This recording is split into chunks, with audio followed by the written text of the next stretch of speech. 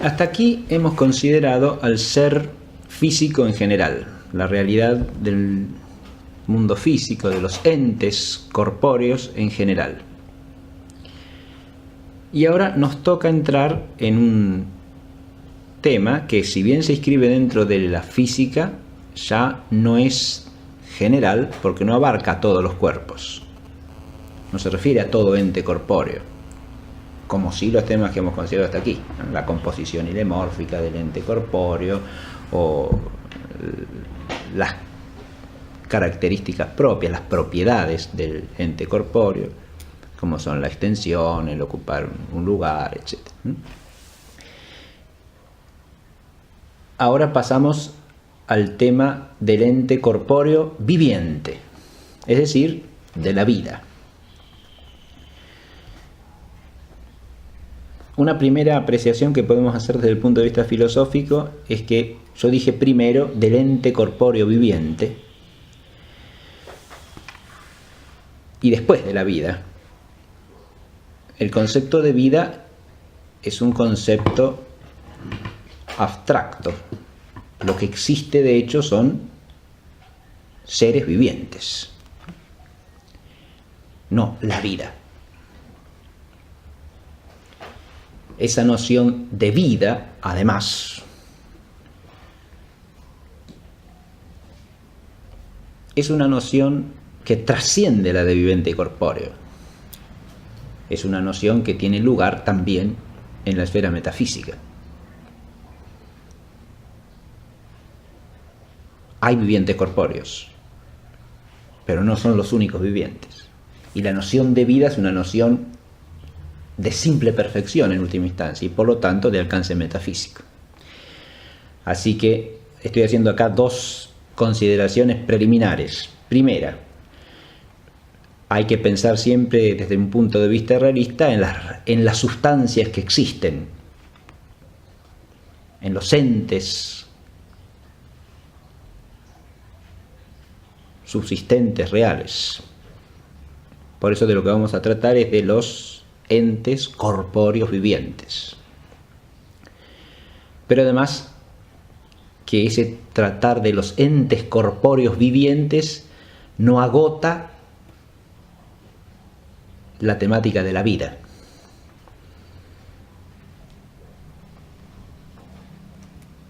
Porque los entes corpóreos vivientes no son los únicos seres vivientes.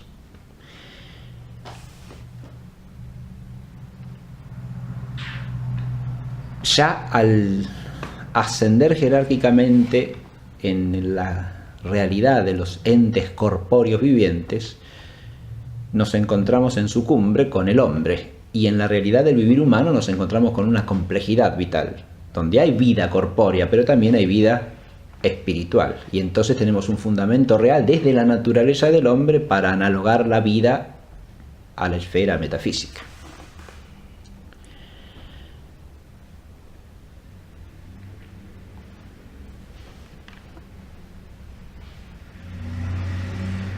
Este tratado de la filosofía del ente viviente corpóreo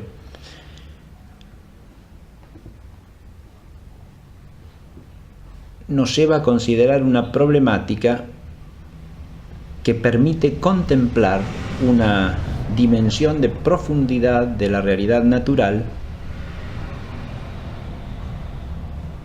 que suele escapar al que mira la naturaleza desde una perspectiva estrictamente físico-matemática.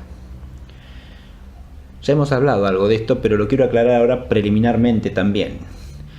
La visión físico-matemática de la naturaleza implica ver al ente corpóreo desde una propiedad universal de todos los cuerpos, que es la cantidad. Pero al verlos desde allí, los vemos en lo que tienen todos de común. Y en la medida en que los contemplamos en esa perspectiva, somos incapaces de advertir con la inteligencia la complejidad esencial de los entes corpóreos y, lo que es más grave todavía, la jerarquía de los entes corpóreos. Cuando hablo de jerarquía estoy hablando de una noción que ya arraiga en el sentido común. Hablo de una jerarquía en el ser, es decir, en la dignidad de la realidad que se nos manifiesta a través de sus operaciones, de sus propiedades, de sus acciones. Porque lo que implica el ser viviente es precisamente una dignidad superior desde un punto de vista natural a la realidad no viviente. Al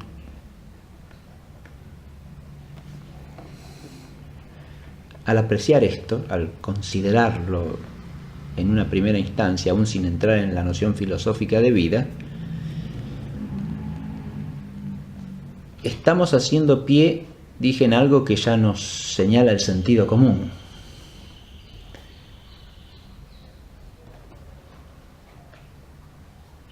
El ser vivo es capaz de cierto tipo de actividad que en el ser inerte no se da, y que es más elevada, que es más perfecta.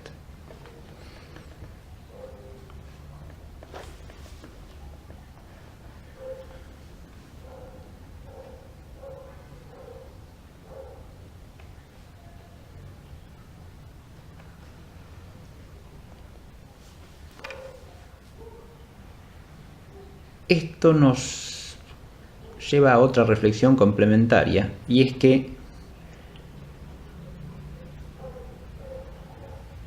lo que es más general o más común puede ser un fundamento para realidades superiores, pero no tiene por qué ser lo supremo. O dicho de otra manera, que algo sea generalísimo no quiere decir que todo pueda reducirse a eso.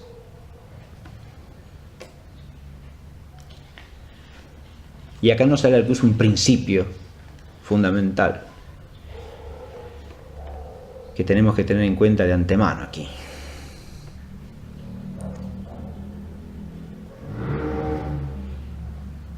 Y es que nunca se puede explicar lo superior por lo inferior.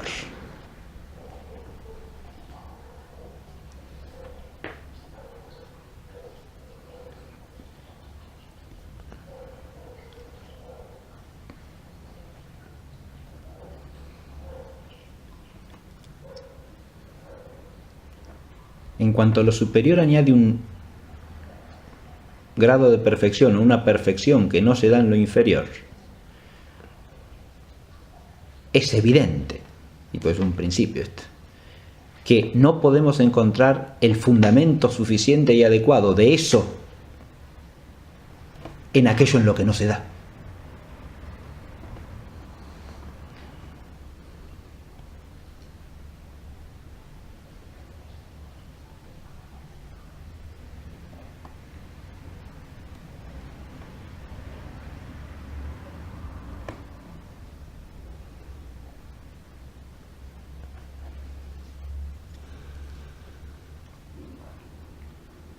El ser principio o causa implica una prioridad, pero no la prioridad de una mera condición necesaria, sino la prioridad de aquello que puede dar origen en el ser a otra cosa. Y para que la inteligencia pueda reconocer en algo el origen del ser de otra cosa, ese algo ha de contener o la perfección que le transmite a ese otro de lo que es origen, o una perfección superior que permita dar cuenta de esa perfección que en eso otro haya su causa. Pero de ninguna manera sería causa o principio si fuese menos perfecto, porque no tendría en sí mismo la posibilidad de dar lo que no tiene. Lo único que trata de hacer es manifestar la evidencia del principio, que como tal no requiere demostración. He hecho un rodeo para que se trate de ver que es un principio. Y esto es importantísimo tenerlo en cuenta en este caso, precisamente porque en relación con esas maneras de mirar la naturaleza desde lo que es más común, suelen hacerse pseudoexplicaciones según las cuales lo más perfecto derivaría por una mera complicación azarosa de lo menos perfecto. Pero es claro que el recurrir al azar no es más que un síntoma de la no explicación. Porque si recurro a lo que no tiene razón, es porque estoy haciendo algo que no es una explicación. Dicho esto, entonces podemos sí plantearnos, para empezar a reflexionar desde la noción de ser viviente corpóreo, en qué es lo que lo caracteriza en la realidad, ¿no? Para poder llegar a una definición del viviente dentro del mundo de la naturaleza. Ya he hecho alusión a que lo que nos sale al encuentro fenoménicamente de los entes vivientes es que tienen ciertas actividades que no se dan en los entes que entendemos como no vivientes.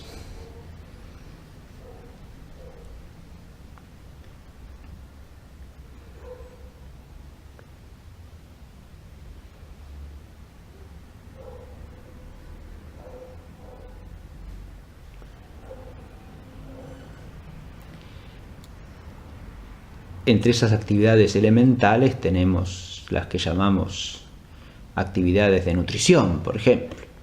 Los seres vivientes se alimentan.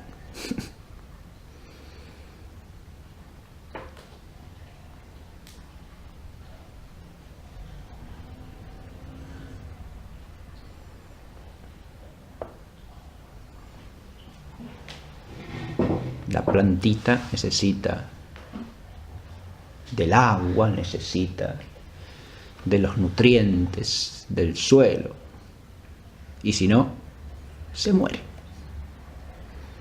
Deja de ser esa realidad viviente que es.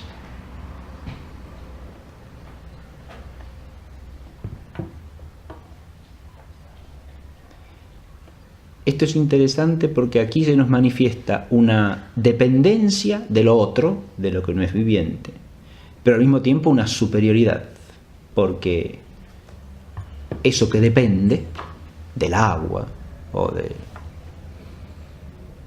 la tierra, con lo que la tierra contiene, eso que depende es más que aquello de lo que depende. Hace con eso de lo que depende algo que es un tipo de actividad distinto y superior a la actividad de aquello de lo que depende. Ahora, además de nutrirse los seres vivientes, sea la planta, sea el pajarito que viene a picotear de la planta, ¿no?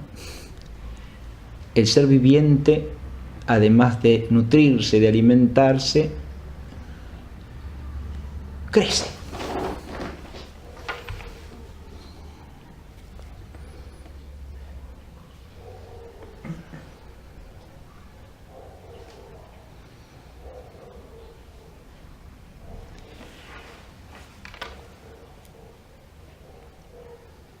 Al decir esto, se nos podría decir que también crecen las cosas que no son vivientes. Por ejemplo, crece un médano, que uno lo ve un año y al año siguiente lo ve más alto de lo que estaba, por ejemplo.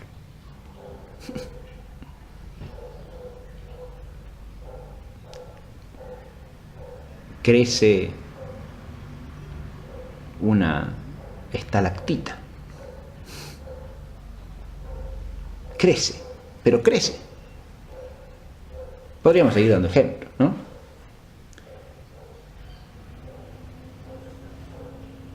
Al considerar los géneros de cambio, según Aristóteles. Hemos dicho que el crecimiento en sentido propio solo se da en los seres vivientes. Ahora, desde allí podemos salir fácilmente al cruce de esta objeción. Porque una cosa es la mera adición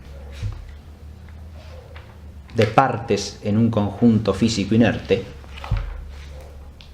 Podríamos llamarlo en el lenguaje corriente crecimiento, en el sentido de que un cuerpo visible pasa a ocupar mayor espacio. Pero en realidad es un cuerpo, o es un agregado de cuerpos. Eso es obvio tanto en el caso de la estalactita como en el caso del médano. Se puede acumular más o menos masa de un cierto material por causas naturales, ¿sí? Pero eso no es ni crecimiento ni decrecimiento. Decimos que crece el río, pero eso significa simplemente que trae mayor caudal, ¿no? Que el volumen de agua que contiene el cauce aumentó. Eso es crecimiento en el sentido que le atribuimos al ser viviente. No, evidentemente. ¿Por qué no? Ya en el plano fenoménico no es lo mismo. En un caso lo único que tenemos es un aumento de masa de lo mismo. En cambio, en el crecimiento del ser viviente, de lo que se trata es de una conformación, de una configuración, en la cual ese ser va adquiriendo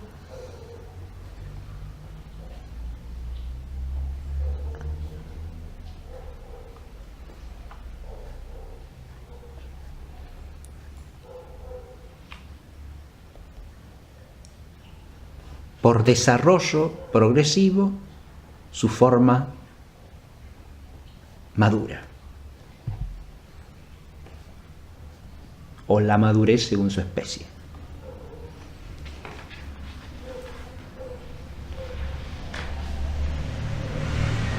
Y ese proceso tiene la característica de una progresiva y continua al mismo tiempo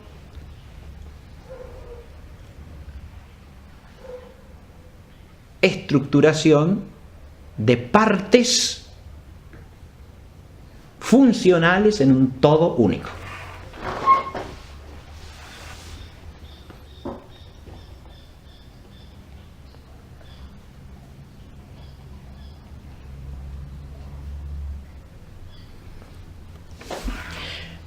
Fijémonos bien en que he dicho partes funcionales en un todo único. En un ente inerte podría haber una configuración de partes a través del tiempo.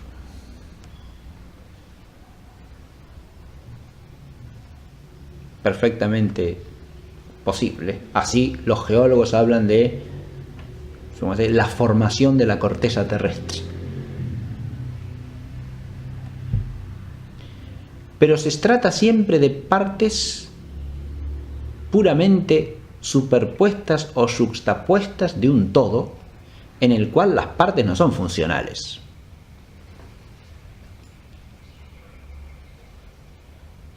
¿Qué quiere decir que son funcionales al todo como unidad?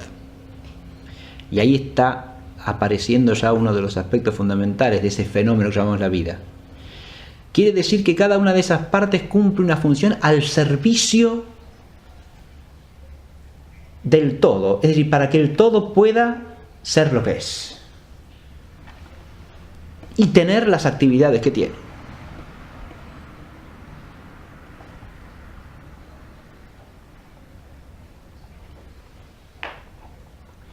Que el globo terráqueo ejerza la actividad de atracción gravitatoria y la sufra a su vez como ente corpóreo dotado de masa que es absolutamente indistinto a que su corteza esté más o menos solidificada. No tiene nada que ver con eso. En cambio, que una plantita pueda desarrollar sus actividades vitales sí tiene que ver con su crecimiento, es decir, con el desarrollo de esas partes funcionales al servicio del todo. Uno podría decir que la Tierra, al tener una corteza solidificada, puede servir para otras cosas, que no sirve, para lo que no sirve si no la tiene.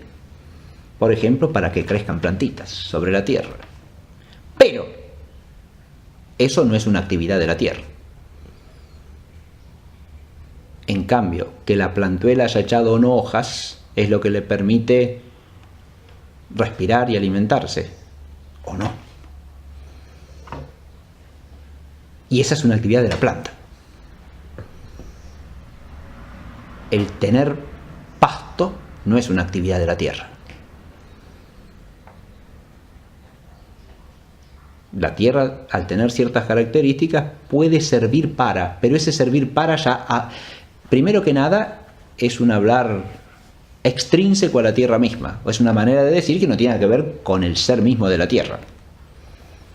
Digo que sirve para, mirándola desde fuera y a partir de la experiencia de que ha servido para algo. Pero no porque, considerando el ser de la tierra en sí misma, pueda decir que eso es una función suya. De su propia actividad, quiero decir. Como sí puedo decir que es de su propia actividad el ejercer o el recibir atracción gravitatoria.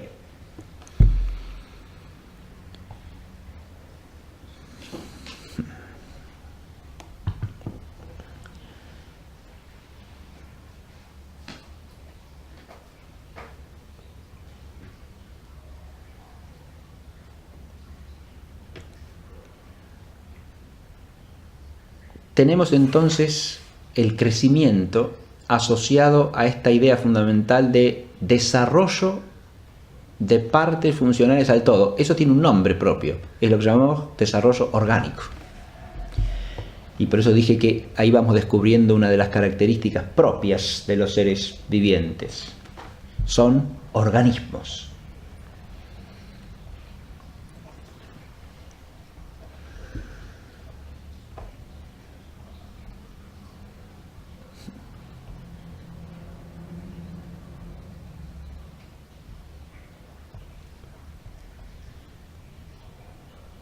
Esa organicidad implica una diferenciación de partes funcionales en relación con el todo. Y eso hace que la estructura de cada individuo en el mundo viviente sea precisamente en su individualidad mucho más definida que en el mundo inerte. La individualidad de una estalactita o de un médano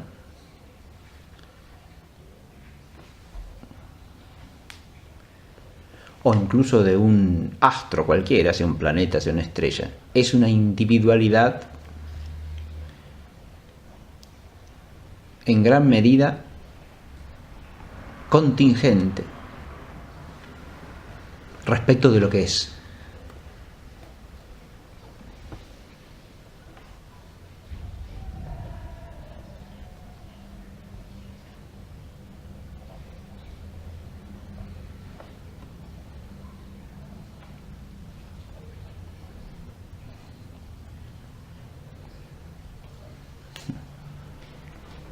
En cambio, la individualidad vital es una individualidad mucho más distintiva.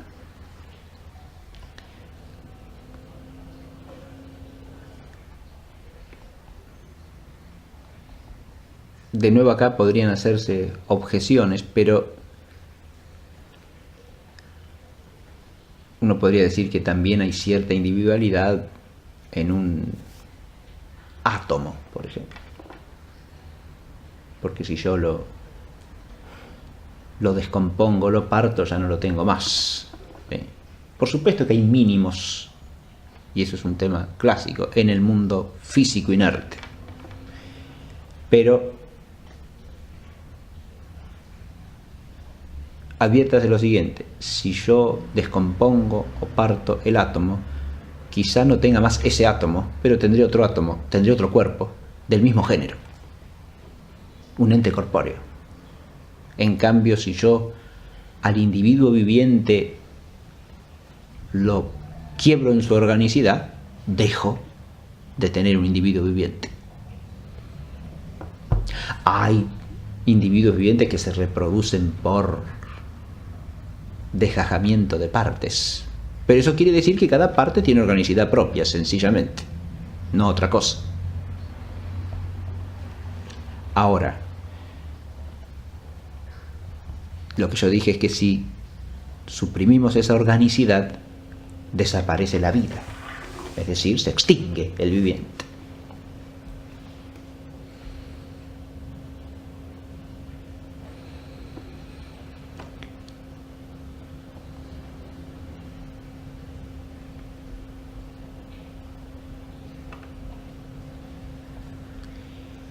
El viviente se nutre, el viviente crece.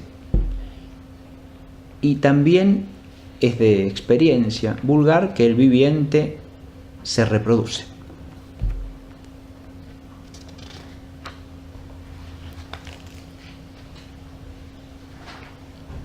Y acá de nuevo nos encontramos ante una actividad totalmente distinta a la del mundo inerte.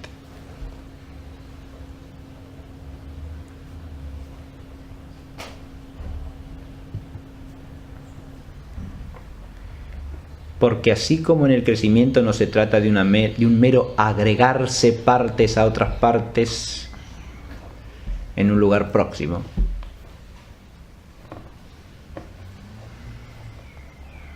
sino de un fenómeno de progreso desde una configuración primera hasta la madurez según la especie. Acá no se trata tampoco de que algo se parta. Es decir, yo tengo una roca, le cae encima otra, y de una roca se hacen 25 o 180 o 5000 piedrecitas. Podría decir que la roca se reprodujo. Es una manera de hablar que se podría aceptar hasta cierto punto, pero que obviamente nos remite a un fenómeno totalmente otro, ¿sí?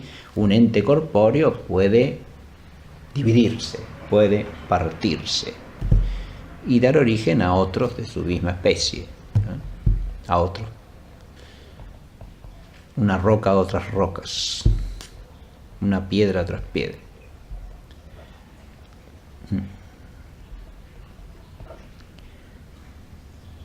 Pero lo que no sucede es ese fenómeno que llamamos reproducirse en los entes vivientes, es decir, comunicarle el ser propio de su especie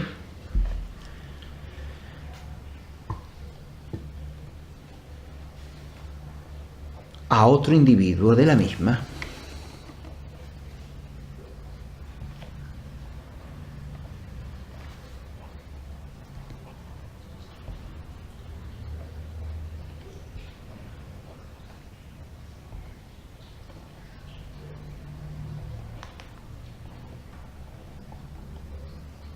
Permaneciendo el individuo comunicante en su propia entidad de ser viviente.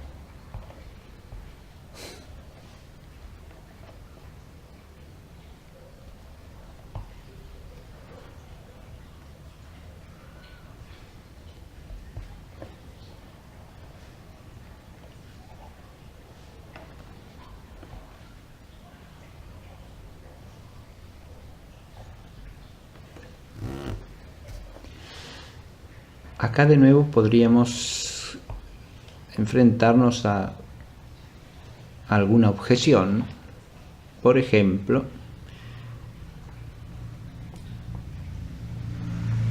lo que sucede en la reproducción celular.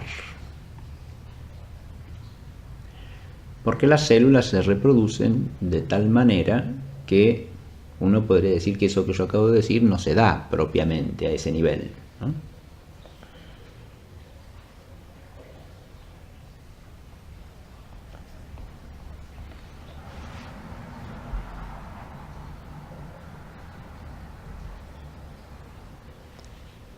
Sea en la mitosis o en la meiosis celular, las formas de reproducción de la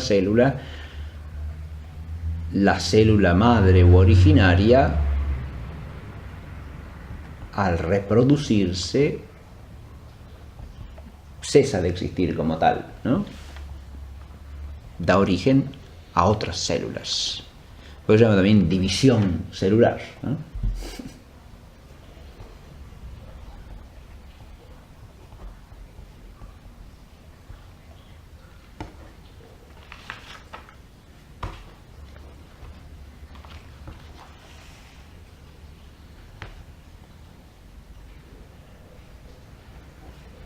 Y sin embargo persiste lo fundamental, es decir, que el individuo ha dado origen a otros individuos de la misma especie, que son individuos del mismo modo que lo era el original. A ver, quiero decir que de esa célula surgen dos células que a través del crecimiento serán células de la misma especie que la célula original. No tengo el fenómeno de la mera división de una masa en partes de esa misma masa, precisamente porque se trata de individuos vivientes.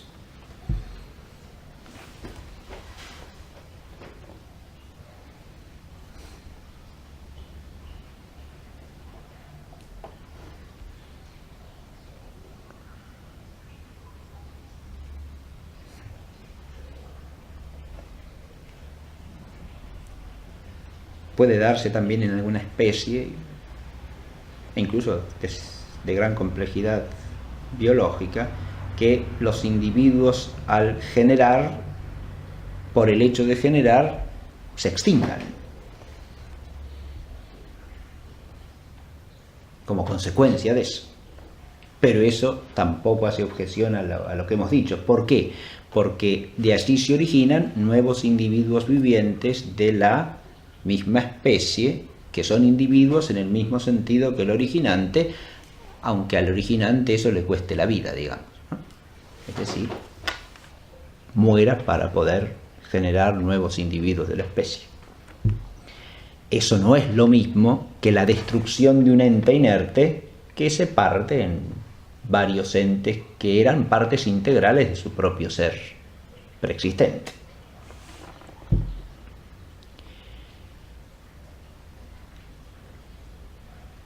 He tratado de presentar las características básicas que reconocemos en todos los seres que llamamos vivientes, es decir, nutrirse, crecer, reproducirse, y al mismo tiempo he tratado de mostrar el deslinde con el ente no viviente, en lo cual tenemos que hacernos cargo de que puede haber fenómenos aparentemente similares que, analizados inteligentemente, se nos revelan del todo distintos.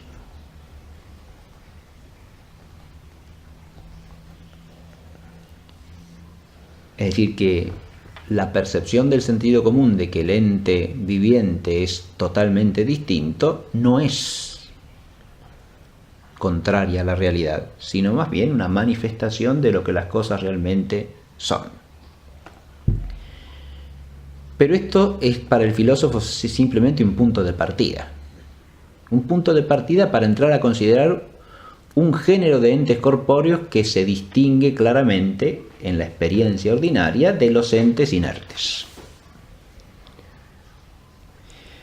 Y a estos entes corpóreos los llamamos seres vivos, ¿no? En castellano. Son seres vivientes. ¿Por qué los llamamos vivientes? Y porque tienen vida. Ahora, ¿qué quiere decir eso de que tienen vida? Que se nutren, crecen, se reproducen.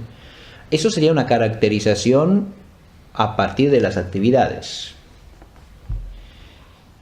que tienen todos en común. No son las únicas actividades que nos salen al encuentro entre los seres vivientes, pero son las que percibimos en todos los vivientes corpóreos. las que tienen universalidad, digamos, en la esfera del viviente corpóreo.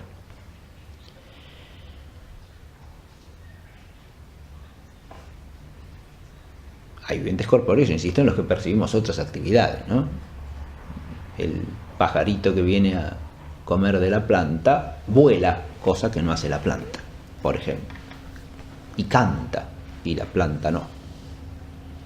Y ve, y tampoco lo hace la planta, y así sucesivamente. Pero sí, hay muchas actividades en la esfera vital, pero hemos mencionado las que ya en el pensamiento de la filosofía antigua se consideraron como comunes a todos los vivientes corpóreos, las que se dan en todos.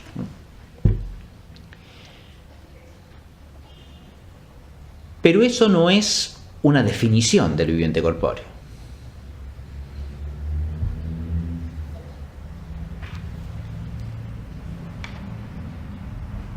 Y esa definición es el punto de partida inicial de una filosofía del ser viviente o de los cuerpos vivientes.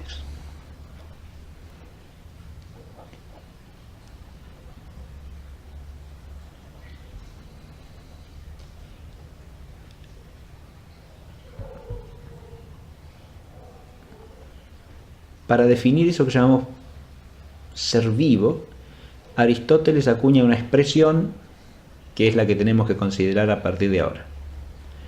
Y es que el ser viviente es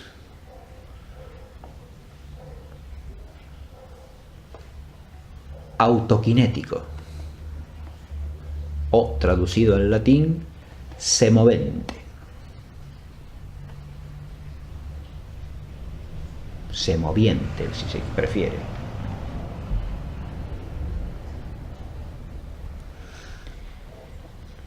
¿Qué quiere decir esto? Cuando decimos semovente, bueno, pasémoslo a una expresión castellana ordinaria, o sea, que se mueve a sí mismo. Esa manera de hablar ya tiene una dificultad para el uso corriente del lenguaje, y es que cuando nosotros decimos movimiento en castellano pensamos básicamente en ese género de cambio que es el local. Y no se trata de eso. Porque acá kinesis está por todo tipo de cambio en el griego de Aristóteles.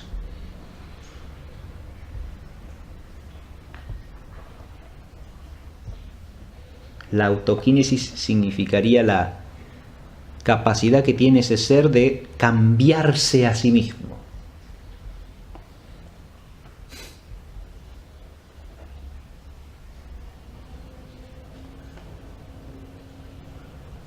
Moverse significa acá eso.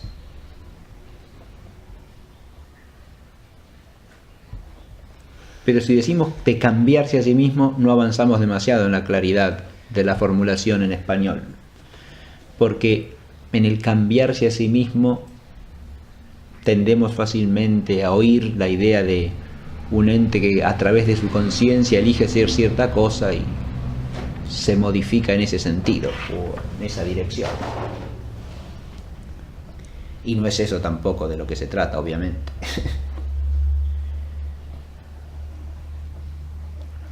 La semovencia, la autoquinesis que dice Aristóteles,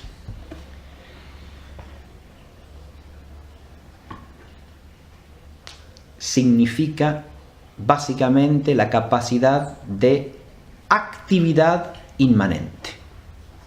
Y no hay otra manera de entenderlo con mínima claridad.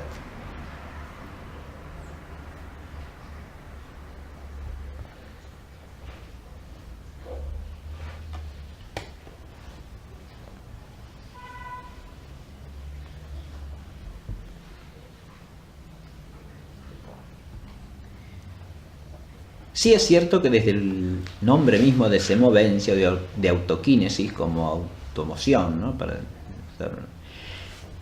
Podemos visualizar el fenómeno que advertimos en la plantita, ¿no? Es decir, es algo cuyo principio de cambio, de crecimiento, por ejemplo, entendemos que está en ella misma. vemos en el plano fenoménico que crece por sí sola.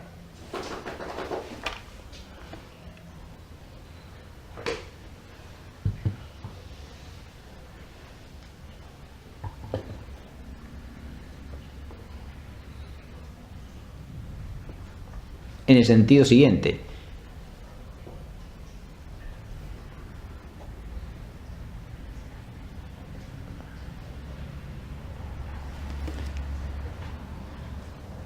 se balancea, por ejemplo, si el viento la agita, pero ahí lo único que tenemos es un ser movida de la plantita, ¿no? En cambio, crece por una fuerza que tiene en ella misma, por una capacidad activa que está en ella.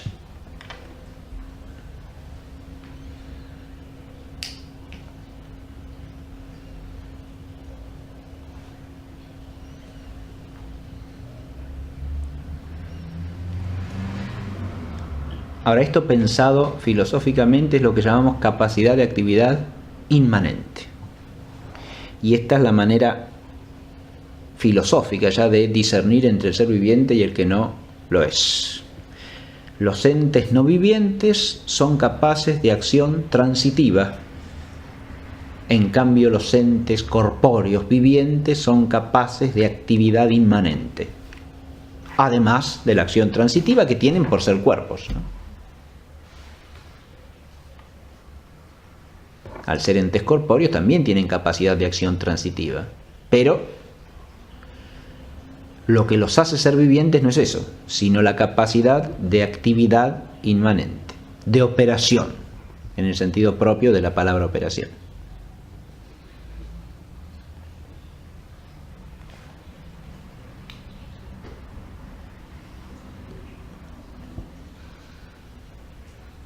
¿Qué es una actividad inmanente? El nombre de inmanente está haciendo alusión al término de la actividad. Esa actividad no se termina en algo otro que el propio ente que es activo, sino que se termina en el mismo ente.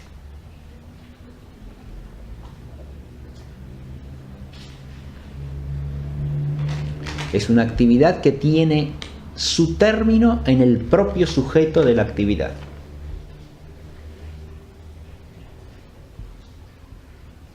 O sea, no va de él a otro, sino que permanece en el mismo, como actividad, porque se termina en el propio sujeto cuya es la actividad.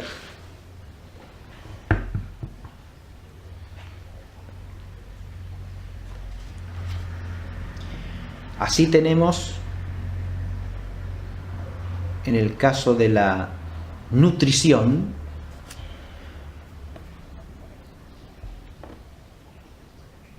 que el ser viviente lo que hace es asimilar algo, transformándolo en parte de sí mismo. Y ahí tenemos el término de la actividad. El término de la actividad es el propio sujeto de la actividad. El nutriente se hace parte del que se nutre. Si no, no hay nutrición.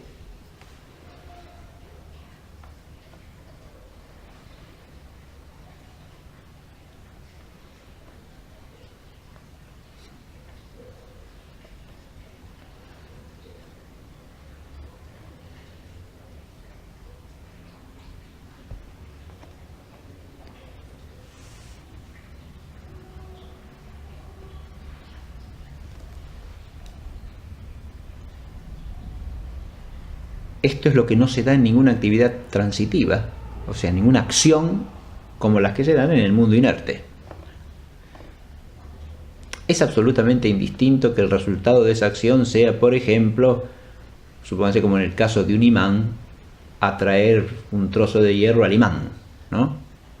Pues el término de actividad no es inmanente, no es el hierro pegado al imán, porque es obvio que la actividad de atracción magnética la ejerce el imán sobre el hierro y no sobre sí mismo.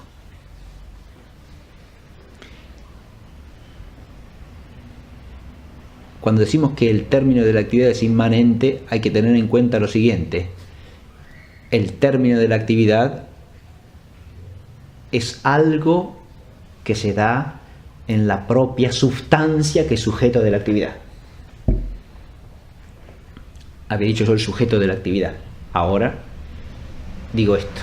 Ese sujeto es un ente sustancial, siempre en última instancia. Y es algo suyo, el término de la actividad. El nutriente asimilado está sustancialmente integrado en la sustancia de la cual es actividad el nutrirse. Y si no, no ha habido nutrición.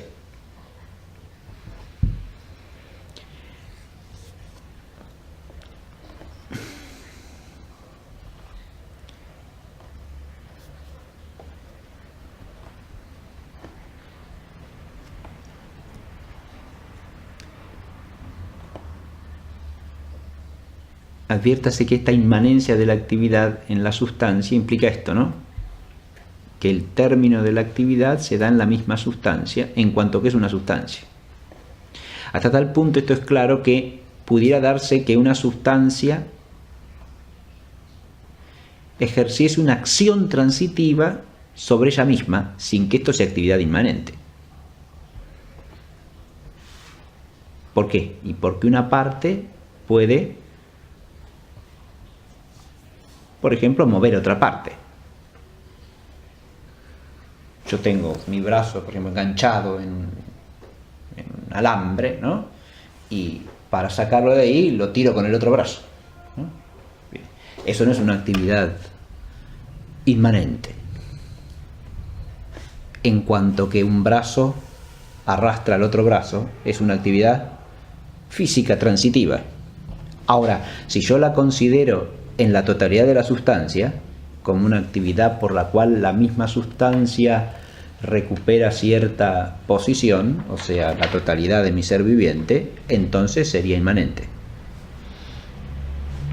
En cambio, si yo digo que el brazo toma el otro brazo y lo tira, ¿no? Lo jala, lo arrastra, eso es una actividad transitiva. Porque es actividad de una parte sustancial sobre otra, en cuanto que parte sustancial es de un ente corpóreo. Es una actividad de operación puramente física, que en este caso tiene las características de una actividad vital. Pero tiene las características de una actividad vital, ¿por qué? Solamente en cuanto es operación de la totalidad del ente viviente por liberarse a sí mismo de una trampa, por ejemplo, ¿no? O de una posición en la que ha caído. Y entonces sí es una actividad inmanente. Ahora, hay otro rasgo propio de la actividad inmanente que termina de definirla. Dijimos que es una actividad cuyo término es el propio sujeto sustancial de la actividad. Pero además esa actividad a ese sujeto sustancial lo perfecciona según su ser. Es perfectiva, además de ser inmanente, es perfectiva del propio sujeto de la actividad. Entiéndase con una perfectividad del orden del ser, ¿no? Y de nuevo el ejemplo del crecimiento es clarísimo, o de la nutrición. Si nosotros hablamos de un ser viviente que se nutre, la nutrición no solo tiene su efecto y su término en el propio sujeto sustancial de la actividad, sino que además ese efecto es perfectivo del sujeto en cuanto que le permite ser eso que es, en cuanto que el efecto se da en él como una perfección. En el caso de la nutrición, esa perfección es conservar la vida y desarrollarla.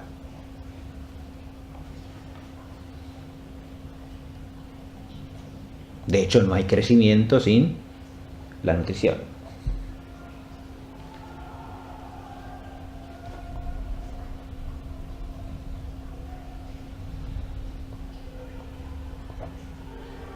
El crecimiento, a su vez, es perfectivo porque el crecimiento es lo que permite que esa sustancia alcance la madurez según la especie. La lleva de un estado menos perfecto a un estado perfecto. Lo mismo hace la nutrición. La lleva de un estado de carencia o de privación de algo a un estado de posesión asimilativa de eso de que carecía. Se ha deshidratado y se hidrata. Se ha desnutrido, se nutre.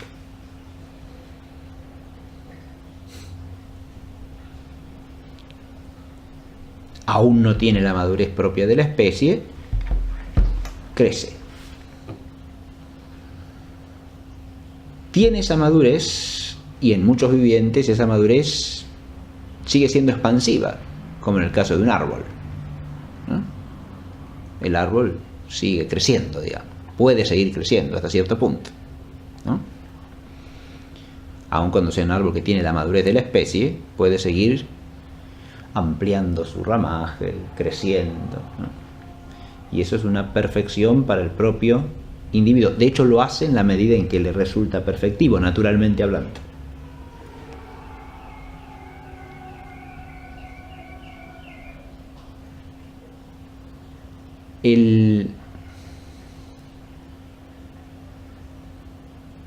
Esta definición que acabamos de dar puede resultar difícil de aplicar a la otra actividad que hemos dicho que es típica de los seres vivientes, que es la reproducción.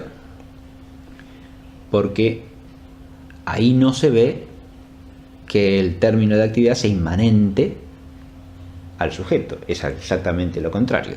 Si surge una nueva sustancia de la especie, el término de la actividad no es inmanente al sujeto de la actividad.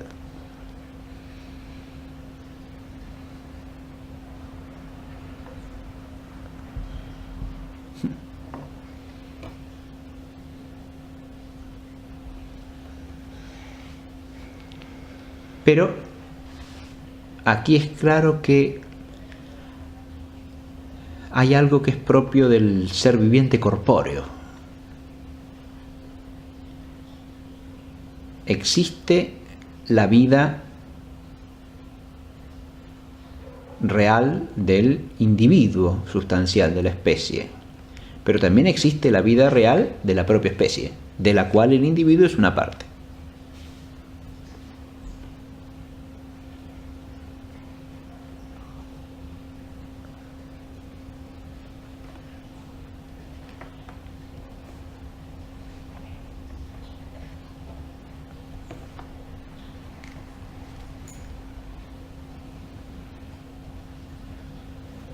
Es claro que la especie no subsiste sino en sus individuos, pero también es claro que los individuos son parte de la especie.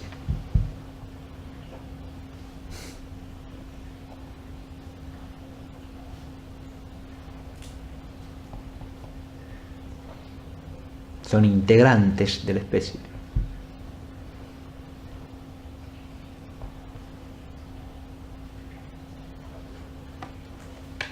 Son, como se dice con una palabra de origen latino, especímenes, representantes de su especie.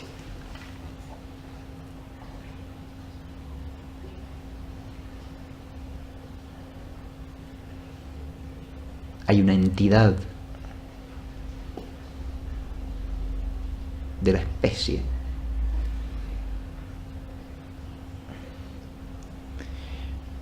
Para la que Aristóteles usa la misma palabra que para la entidad del individuo, la palabra usía.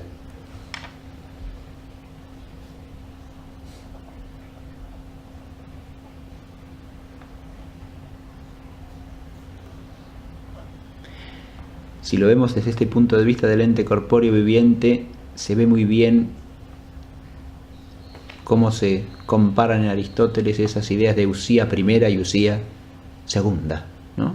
De la sustancialidad primera, la esencia primera, que es el singular de la especie, y esa esencia segunda, que es la especie misma. Claro que solemos decir que esa usía segunda es abstracta. Esto habría que pensarlo un rato. Lo que es abstracta es la noción en nuestra inteligencia de la usía segunda.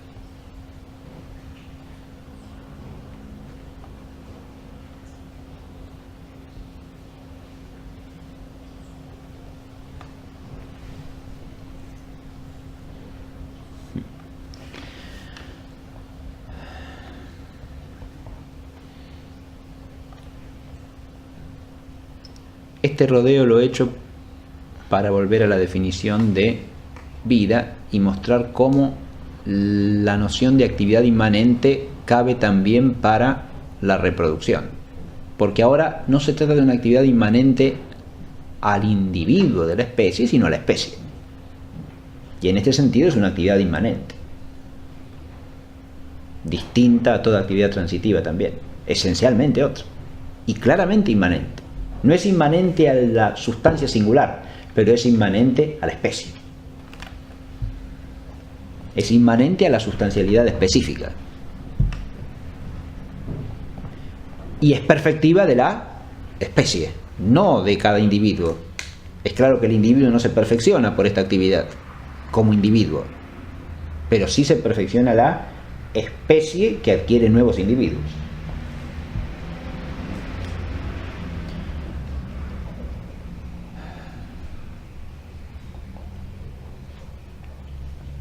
Tenemos entonces que las actividades